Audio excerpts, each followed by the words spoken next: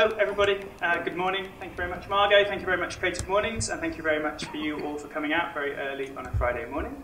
My name's Rob Alderson. I work at WeTransfer, and I want to speak a little bit this morning about creatives, the way they see themselves, the way the creatives see each other, and the way that creatives, organisations, whether that's a design platform like It's Nice That, who I used to work for, or a file sending service like WeTransfer, who I now work for, how they see themselves. And I think to try and explore how maybe the really exciting things in the creative world happen, where we go beyond the ideas that we have about what we think we do and who we think we are. But first of all, I want to talk about lying. I think there are three main types of lies that we all tell. Type number one, the most common type of lie, the little white lie. We all tell them they make our lives slightly easier. Okay? For an example, I'm not sure I got the email. You did. I've never really noticed they're attractive. Yeah. These are lies that we all do, and like I say, they make our lives go a little bit more straightforward. Lie number two is my favourite type of lie. Lie number two is the pointless lie that spirals out of control that you have to keep going. Okay? My favourite example of this is about 3 years ago, a friend and I were talking about Denmark, and as a joke, I told her that I was half Danish. She didn't realise it was a joke, and for some reason I didn't correct her there and then. What that means is that every now and then she'll tag me in things on Facebook that are about Denmark. She once emailed me asking for recommendations for Copenhagen. I mean, like, absolutely nothing. These are recorded, I think. The audios of these are recorded, so I might just send her the link and finally come clean that I have absolutely nothing to do with Denmark. Lie number three, though, is perhaps the most important kind of lie. And this is the kind of lie that we tell other people, and we tell other people so often that we actually start to believe it ourselves. It actually weirdly... Yeah, I know, yeah. Sorry. These are the lies that, you know, because we keep telling them, they become part of who we are. And it becomes weird that you start to realise that you're not quite sure if it was a lie or if it's true or where that line is anymore. My example of this is when people ask me the question, occasionally people ask you, what did you want to be when you grew up? And the thing I've said, and I've said this so many times that I've started to believe it, I always say I wanted to be an explorer. Because explorers are fucking cool. And it was a cool idea of myself as a kid that I was open-minded and adventurous, and I wanted to go out and discover the world. I'm here to tell you, and for the first time to be honest with you, and to be honest with myself, I never wanted to be an explorer. There are three things in my life that I ever wanted to be. Number one. In the early 1990s, I went to the Birmingham Hippodrome Theatre and I saw Joseph and the Amazing Technicolor Dreamcoat. I think if we can all agree on anything, we can agree that that is the finest of Andrew Lloyd Webber's musicals. Jason Donovan, the former Neighbours star, was the lead in Joseph and the Technicolor Dreamcoats. For about 4 years, what I wanted to be was this. Okay? To the extent that I used to walk around the garden at my family home singing songs from Joseph and the Amazing Technicolor Dreamcoat. What's confusing, because I was quite young, I don't know if I wanted to be Joseph, someone who changed the world by predicting what was going to happen to Egypt and looks great in many colours, or if I wanted to be Jason Donovan, a faded pop star who revived his career through musical theatre. But either way, for about 3 years, that's what I wanted to be. The second thing I wanted to be, this is, we're looking at between about 12 and 16, is I wanted to be a football referee. You're starting to build up a picture now, I think, that I was a pretty weird kid. I wanted to be a football referee because I like football, but I also like rules and implementing rules, okay? And this guy was my hero. This guy is, if you know, this guy was a guy called Pierluigi Collina, who was an Italian referee, and he used to have this amazing stare. Look at that, like, who wouldn't want to be this guy, right? And so for a while, that's what I wanted to be, to the extent that I made myself a red and yellow card that I sometimes carried around with me. Number three, a journalist. This was quite late, weirdly late. The referee went quite long. But in my early 20s, I decided I wanted to be a journalist. And again, lots of people will tell you stories about why they wanted to be a journalist. They wanted to change the world. I didn't really. I was quite good with words, and I realised that you could make a living by writing, and that seemed quite cool. And this guy looks quite cool. So in my mid-20s, I went to journalism school. I learned how to write, I learned how to interview people, I learned how to do all those kind of things.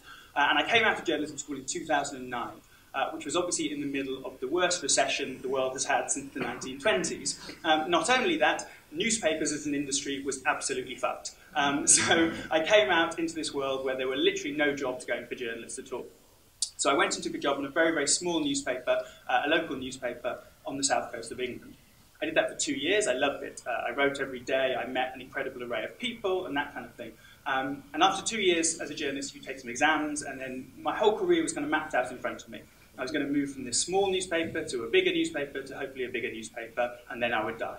But that didn't happen, because after 2 years, I got an email from these guys, who some of you might recognise. This is It's Nice That, the London-based art and design magazine, website, and events agency as well.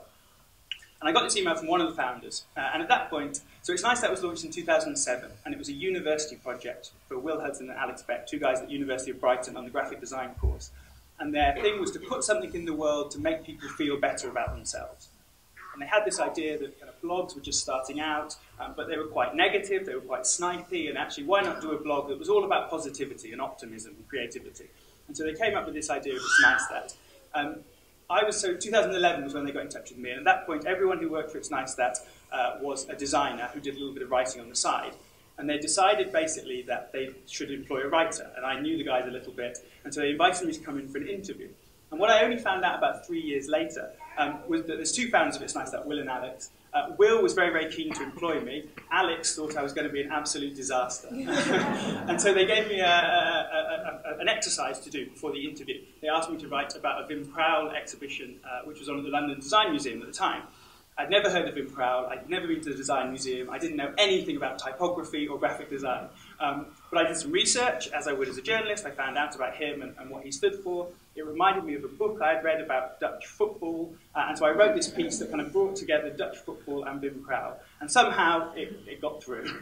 They employed me. So 2011, on the far left-hand side there, was when I joined It's Nice That. And it was a really exciting time because, like I say, It's Nice That had been launched as a project for a university thing. It had got a bit of traction, people were visiting it, but it was still kind of, you see there, a very simple kind of blog. It was still mainly about graphic design, and for 4 years I got this amazing opportunity, really talented people in London, to build something. And it was a combination of some really talented people, luck, timing, some really good decisions, I think, that the guys who founded It's Nice That made during that time. And we grew really quickly, and by the end I was editor-in-chief there, and I oversaw events and the magazine and the website. And this was crazy. This was someone who didn't know what graphic design was a few years before that. So my career had gone off in this completely bizarre direction. To talk about It's Nice That a little bit, I think It's Nice That was at its best when we did three things. The first thing was that we were super accessible. I made my ignorance a badge of honour when I joined It's Nice That. I didn't know anything about the creative world. What that meant was I asked a lot of questions to people. Why is this good? Why is this guy important? Why is this person someone we should be writing about? And I think what that did is it became, It's Nice That meant that you could come to it and you could read about graphic design or illustration or photography or animation if you had no background at all. You didn't have to have been to art school. So I think that accessibility was a really key thing, what we did while we were there. The other thing was a mix of people. So it was very important to me that we were never trying to be too cool for school. If Nike did a cool campaign that we thought was worth it, it would get on the blog. We weren't going to try and ignore big companies who were doing interesting creative things. But equally, we got really excited when this was an illustrator who was at university when we came across the New York Times and Penguin and stuff now.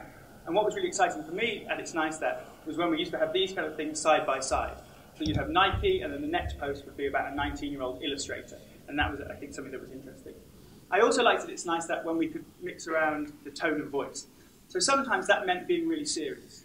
When the attack on the Charlie Hebdo magazine offices happened in Paris, it was obviously a big world event, but it particularly resonated, I think, with people who make their livings with pens and pencils because of the nature of the magazine and the nature of Charlie Hebdo. And if you remember, there was an awful lot of responses that illustrators did in the kind of weeks following the attack. And I think that It's Nice That had a place to talk about that and to show those things and to try and get a sense of why illustrators were responding in the way they did. But it also meant that we could go completely the other direction.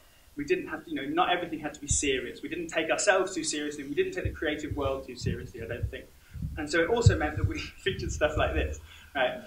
This is a Russian woman who spends all of her time photoshopping pictures of her cat into famous artworks, right? I have literally no idea why she does it, right? There's hundreds of them though. So these are the cave paintings at the skull, obviously. This one for the Dutch crowd, you know. But again, in the same way that it was exciting to have Nike alongside a 19-year-old illustrator, it was exciting for me when it's nice that had very serious things about creativity around very stupid things like this, and that was something that I enjoyed a lot. One of the things that happened though is that as it's nice that got a bit bigger, we got the chance to interview more and more interesting people. And what I realised was that, again, I didn't have a whole load of creative knowledge. I hadn't been to art school, you know. I obviously picked up some knowledge about the creative world as I was going, but quite often I found myself in a room with people who were at the absolute top of their game, and I had to find a way to interview them that worked for me and worked for them, and you know, we got something that we needed. I've got 3 examples of that, about how interviews went in slightly different directions than I had anticipated, but I think turned out okay. This is the Hillary Clinton logo from last year. It was designed by Michael Beirut, the designer, probably one of my favourite graphic designers in the world, and I think one of the people who can speak about graphic design better than almost anyone. And so I interviewed him at the Pentagram offices in New York, and I was really nervous. My recording didn't quite work. The whole thing was just stressful, and I still get a little bit nervous thinking about it. To break the ice with Michael, I was asking him about the Pentagram offices, which is on Madison Square Park in New York. And he went off on this tangent telling me all about the history of the building, that it used to be a bank and then it was a closed thing. And then he told me that one time it was an Argentinian-themed Playboy nightclub. Okay, Michael.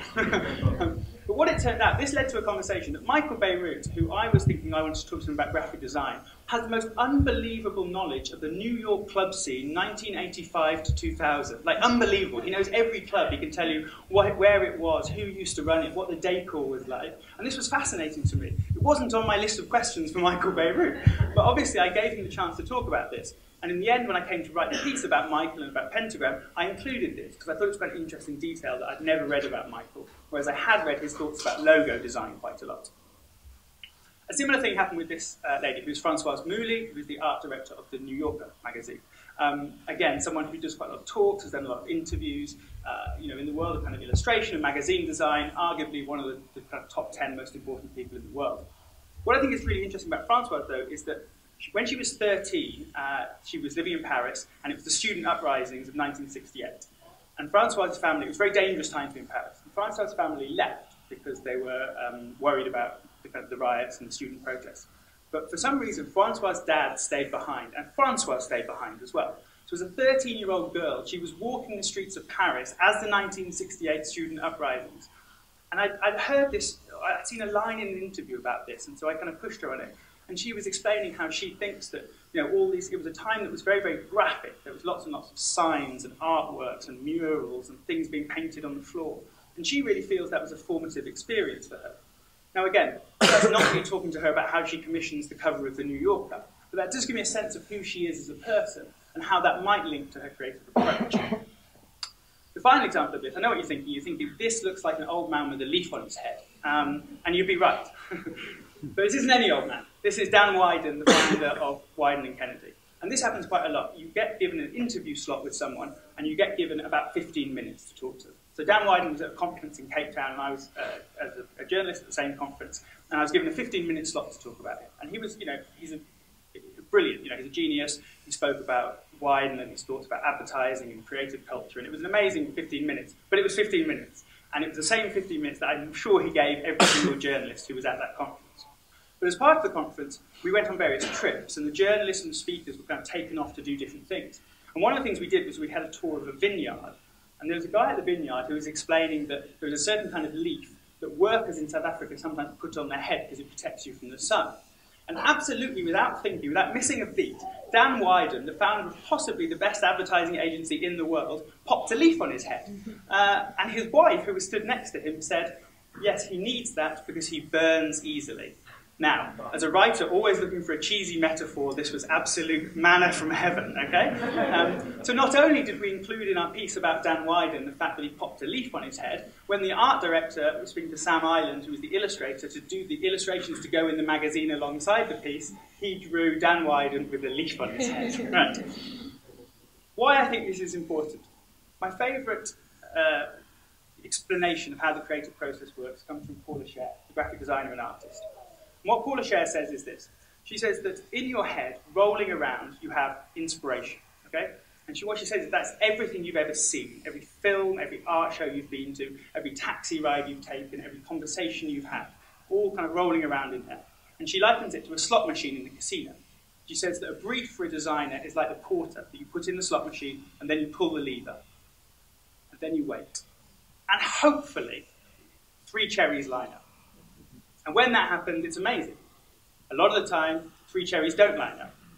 A lot of the time, it looks like 3 cherries are lining up, and then at the last minute, they don't. And why I think this is interesting, because I think that those conversations, whether it's about Michael Beirut and the New York nightclub scene, or whether it's watching Dan Wyden put a leaf on his head, is that actually by getting a more rounded idea of who someone is, that inspiration, the stuff that's in there, I think you get a better understanding of the work that comes out at the end of it. The point is, the bit in the middle is almost impossible to describe. I'm a creative journalist, right? I write about art and design all the time. And I'm kind of coming to the conclusion that the creative process is essentially impossible to describe. It's why my absolute least favourite question in the world is, where do you get your inspiration from? Okay. It's nonsense, right? You see it all the time in articles. And until last year, I had never seen a good answer to that question. The answer you always hear when people are asked, where do you get your inspiration from? Is everywhere. Like, why are you asking that? Why are you answering that? Why are you including that in the magazine? I say until last year, because last year I saw the only good answer. The writer Sebastian Faulks was asked where he gets his ideas from, and he said this: I get them from a well outside a small mining village in New South Wales.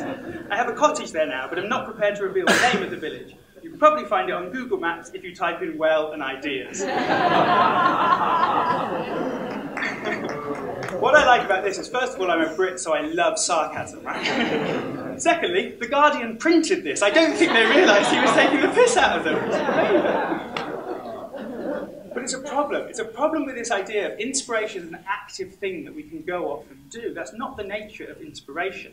There was a really interesting scientific experiment that happened a few years ago, and it involved people who take part in rap battles. I'm going to shock you for a second. I don't know an awful lot about the rap battle scene. If you have questions about rap battles, I'm not going to be able to answer them. But what they did, these scientists, is they got people who do rap battles, who improvise, spit rhymes, as the kids say. And what they did was that they put them in an MRI scanner while they were doing it, while they were improvising. And they noticed a really interesting thing, which was that the part of your brain that's linked to logical, rational thought completely shut down while these rappers were doing it. And the part that fired into kind of working was the part that's linked to emotion and connection. And that makes sense, but it tells you something about the creative process. It's not, a rational set of choices these guys are making. Of course they can't. They're on stage, improvising, reacting to what's going on. They're not there going, right, bitchin' rhymes with kitchen, okay, next rhyme. That's not how it works. And I think that's really interesting, because I think there is a problem that we've got conditioned to think of inspiration as a very active thing, of a thing that we go off to try and find, like kind of inspiration safaris. And I think that's a problem when we think about being creative, when we talk about being creative. I think it's holding us back a little bit, the way we're thinking about inspiration. I think the other thing that's holding us back is the way we actually think about creative people. What often happens with creative people, take Michael Beirut for example. Michael Beirut is a graphic designer, he's a pentagram partner, he's a writer, and he designed the Hillary Clinton logo. If you wanted to sum up who Michael Beirut was in 4 sentences, that's pretty accurate. But of course he's not. Michael Beirut does loads of things. He's also a guy who knows lots about the 1980s New York club scene. And why is that less important? But I think when we think about each other, and when, particularly as journalists, we think about creatives, we try and reduce everyone down to a few key facts. And I think that's a problem. This happens a lot at school. Think back to your school days. There are people who get reduced to like 2 sentences.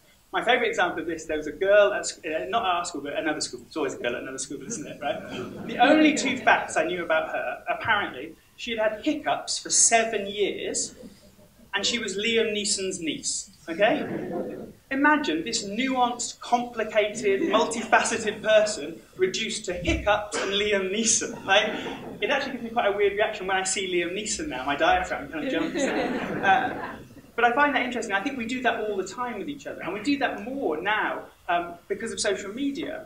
We present ourselves as stuff in our Twitter bios or in our Instagram bios. And we take it down. I'm this. This is the kind of thing I'm interested in. This is the kind of thing you should talk to me about working on. And it's a real shame because it's really reductive and we're missing out on exciting opportunities. And I think we're missing out on maybe doing our best stuff. because, oh, he's the British guy at WeTransfer, he won't be interested in this. I am interested in this, come and talk to me about it. So how I ended up at WeTransfer was a bit random. I'd left It's Nice That in 2015 to go freelance, and I had this very romantic idea of what freelance would be like, and actually it was spending a lot of money on coffee. And so I wasn't really enjoying being freelance, and then one day, the day before I was due to go on holiday, I got an email from Nalden, who is the founder of WeTransfer. I'm sure some of you have come across him. Quite weird to get an email with the subject line, the future of your name. And I got this email from Nalden kind of saying, look, you know, WeTransfer is changing a little bit, and we think we'd like to do some more stuff in the content world, and we'd like to talk to you about maybe coming to Amsterdam and doing something. And again, for the second time in my life, you know, spool it back to that idea. It was going to be small newspaper, medium-sized newspaper, big newspaper, death. But now, like, I've gone small newspaper, It's Nice That, freelance, WeTransfer. And I think, you know, being open to those kind of opportunities is really important, and to take a bit of a leap into the unknown, which this certainly was. But one of the key things about WeTransfer is the design, which is that you have the transfer box on this side, and then all the rest of this stuff is free space. And we sell it as adverts to brands. We promote our own kind of campaigns and things on it, but we also give 30% of these backgrounds to the creative community. So that's to promote artists, designers, musicians, illustrators, animators, photographers, whoever that might be. We give them between 12 and 15 million page impressions a month to showcase their work on the site. And that's really exciting because obviously most people who go to WeTransfer want to send a file. They're not there for the artworks. I get that. I'm okay with that, finally. But what's interesting is that if you only got 1% of the WeTransfer users interested in the artwork, that was twice as big as It's Nice That, on a sheer scale level. So from a creative point of view, someone who wants to promote artists and help them get noticed, this was a really exciting offer. The other thing was, like I say, the sheer numbers that were involved. So when WeTransfer started, obviously they've always done this since the beginning, since 2009, give away these backgrounds to creatives. And when that started, that was essentially Nalden giving stuff to his friends, okay? Because of course it was a small thing. But as the service has grown, you know, now we have like 40 million unique users a month in 195 countries. So what that means is that last year we gave 1 billion page impressions to artists, which is really exciting and a really fantastic thing to be able to do. It's also a thing that doesn't really make any sense. You know, if you had a management consultant coming in, they'd go, well, stop giving all that stuff to artists and sell that space to advertisers. But we think it's a really core part of our DNA, and it's a really important long-term commitment that we've made to the creative industries. But what was exciting was not only this, but the guy said, look, we're still going to do this, and we want you to help curate this, and some of my team are here who helped me curate that, so thank you to you. But he also said we want to become a little bit more proactive. And as well as showcasing the work and curating the work of other people, we want to start creating our own stories, you know, going past what might we've been known for, and starting to take a more active role in the creative community. And this actually was kind of summed up in the way that the strapline the company uses changed last year. So it used to be to transfer files from A to B, and it became to transfer creative ideas from one to many. And straight away that opens up an exciting set of possibilities of what we might be able to do, who we might be able to work with, and what kind of stories we might be able to tell. So I want to just run through a couple of examples and things we've done with that in mind. So we were approached last year by FK Twigs and her record label. And FK Twigs was doing a dance workshop. She was touring the United States, and she'd freely fallen in love with Baltimore. And if you know anything about Baltimore, if you've seen The Wire, you think you know a little bit about Baltimore. But Baltimore is a city that has a really bad reputation, that has really struggled with the way it's perceived in the media. One of the guys who was shot, you know, by the police, a black guy was shot there. The Wire has obviously completely tainted the way people think about the city. And Twigs went to Baltimore, and she absolutely fell in love with it. And she wanted to do something for the community there.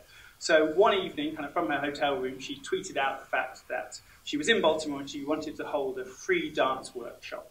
And she didn't really know if anyone would turn up, and the next day she turns up at this venue, and there's 500 dancers, people who have driven from all over the United States to come and be there for this thing. And so for about 4 hours of this workshop, Twigs leads this dance workshop with local people. And this is the trailer, and I've never seen it on this big a screen, so I'm quite excited.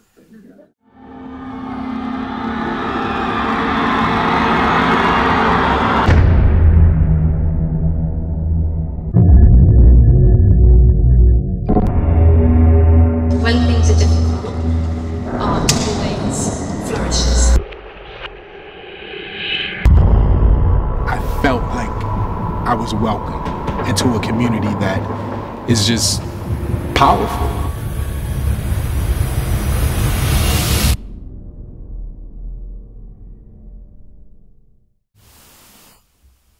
So that's the trailer. It's only a 10-minute film with the director, Nick Walker. You can find it online. And what I love about that film is that on the one level, you can engage with it with the fact that it's a famous pop star, a famous musician, running at a workshop with dancers. That's what it's about on its real simplest level. But if you watch the film, in 10 minutes, there's an amazing amount of themes that kind of bubble up out of it, about creativity, about performance, about sexuality, about race, about identity, about cities, the way they perceive themselves and the way they're perceived by the media. And I think to wrap all that up in 10 minutes was a really exciting thing for us to be able to do. For a lot of people, though, they were kind of baffled. They were like, okay, it's a really nice film, but you're the transfer guys. Like, what? And so one of our things for the next couple of years is, to try and stop being the transfer. Well, we'll always be the transfer guys, okay? Please don't stop transferring. What we hope to be able to do is add these creative things around that that add to the experience and to kind of join the cultural conversation, which is a horrible phrase, but to try and do that a little bit. Another way we've done this, though, is in print. So last year we worked with the London publishers Visual Editions, and we produced 3 books. One is themed on doubt, one is time, and one is magic. And I think to go back to what I said about Porter-Share and this idea of the slot machine and pulling the lever, I think I'm really interested in if we're saying that actually the creative process is difficult, if not impossible, to describe, how can we try and engage with that kind of thing? And I think this was our attempt to do that. We decided that the 3 stages that all creatives would recognise were doubt, time, and magic. And that was the easiest, simplest way to sum up how you get from putting a quarter into the slot machine to the 3 cherries. I'm really proud of them. I think they're really beautiful books. They were very nicely designed. They're not kind of guides to being creative. Again, they're not inspiration safaris. What they are is books that take creatives, and they were just given the theme, whether they were photographers or writers or illustrators, and were asked to submit a piece of work. And so sometimes it's very close. Richard Curtis, who's the writer of Love Actually, who weirdly is in the books, he wrote a piece about doubt, really addressed it head on. But Douglas Copeland, the guy who wrote Generation X, he sent in a set of photos for a sitcom that he wants to make. We did no explanation, we gave you no thing. It's just a real kind of hit of visual stimuli. And we kind of gave readers enough credit that they could get through that and understand it and take what was relevant for them away from it. I think we'll do more of this kind of stuff, and I think it's exciting for me, for us to stop being the transfer guys, not to add to being the transfer guys, and to start doing these other things that we think have a value. I talked about the things that make up us as creative people, and what I realised about 6 months ago was that for about 10 years now I've written about art and design, but I haven't done any art or design since I was at school. There's actually a school report that my design teacher, when he kicked me off the design course, said that I'm quite baffled that someone who I can have a nice conversation with is so useless at this subject. So really from the start, using my ability to talk a good game to get out of doing anything creative. But about 6 months ago I just had to change. So I signed up to do a painting course near where we live in the Vesta Park. And for the last 10 weeks, I've been working on this painting, copying this painting. This painting, right? You have to take a painting that you choose to copy during the course. This is absurdly ambitious for someone who's never done art since they were 12, okay? I tried to get a photo of the finished work, but I'm not even going to show it you. It's so embarrassing. So if you tweet me, I'll tweet you a picture of it. This is the picture, and it's been great because it's given me a really renewed appreciation and understanding of the kind of things that you guys who are creatives and who I'm writing about every day, what you're going through. Fair play to you, because it's really fucking difficult, isn't it, right? But what I love is that my painting teacher, she's very nice, but everything she says sounds like an inspirational Instagram account. And she doesn't know she's doing it, right? So when I realised this, I started taking notes after my painting classes of the things that she says. So I'm going to leave you with 3 pearls of wisdom from my painting teacher. Number 1, you must be forceful if you want to leave your mark. This one's a little bit more abstract, but I like it. Start with the sky, and everything else will fall into place. Hashtag Monday motivation. But the third one, and she only said this a couple of weeks ago, this one she said, the magic happens when we start to blur the lines. And I think maybe that's the point of my whole talk. Whether it's Dan Wyden putting a leaf on his head, whether it's Michael Beirut talking about New York club scenes, whether it's the fact that Francois Mouly was there in 1968 seeing the student uprisings and seeing these signs. The thing is not about who we are or necessarily who we say we are. It's about all that other stuff that's rolling around in our head. And I think we need to appreciate that more, we need to enjoy it more, and in that way, I think we can do more exciting things. Thank you very much for listening.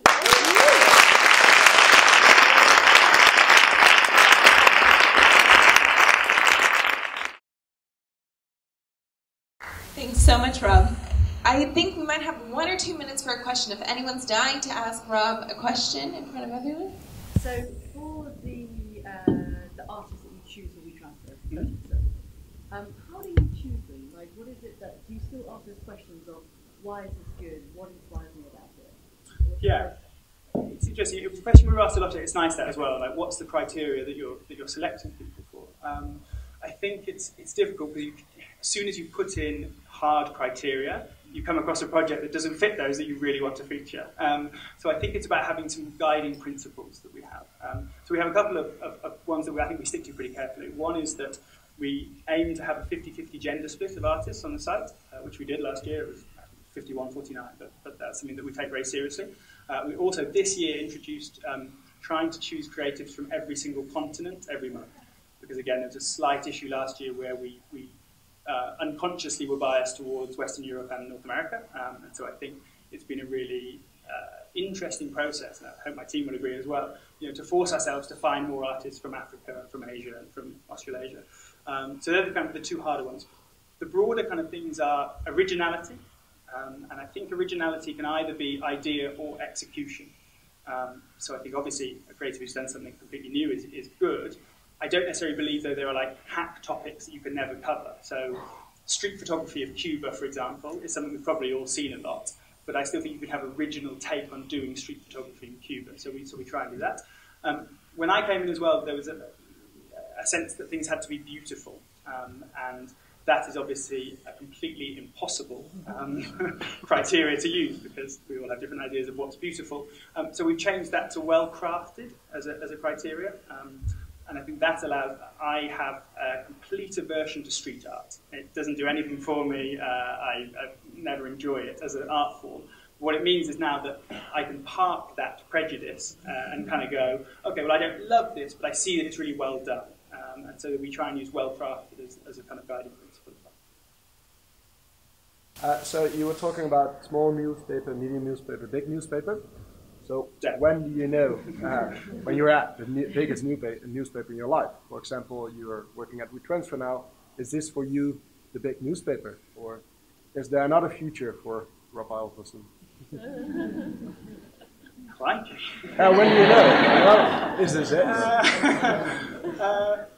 I think what's interesting is that I had no idea of the scale of WeTransfer. I wrote a piece on Medium a couple of weeks ago where, before I tell this story, I'm not at all comparing WeTransfer to the Louvre in Paris. Okay? That's a really important caveat before I say what I'm about to say. The Louvre last year had about 9 million people visit the Louvre in Paris. And we are giving away around kind of 100 million page impressions on WeTransfer to artists every month.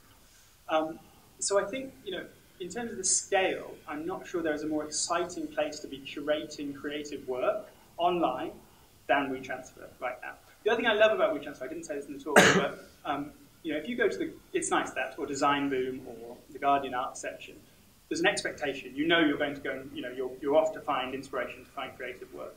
What I love about WeTransfer is the serendipity of it, is that we don't target the work at you. We're just going to show you a load of different stuff. And actually nowadays, in the age of kind of filter bubbles and Facebook and algorithms, the idea of online serendipity has got more and more rare. And what I love about WeTransfer is that quite often we're going to show you something that you had no idea you were interested in. And I find that a really exciting thing. As someone who doesn't like street art, every now and then I'm going to be shown some street art. And, whatever my reaction is, whether I love it and want to learn more or whether I go, yeah, fuck, I don't like street art, it almost doesn't matter. That experience is quite unusual. And I think that's something that's really exciting for what we're doing at the moment. Okay, I have...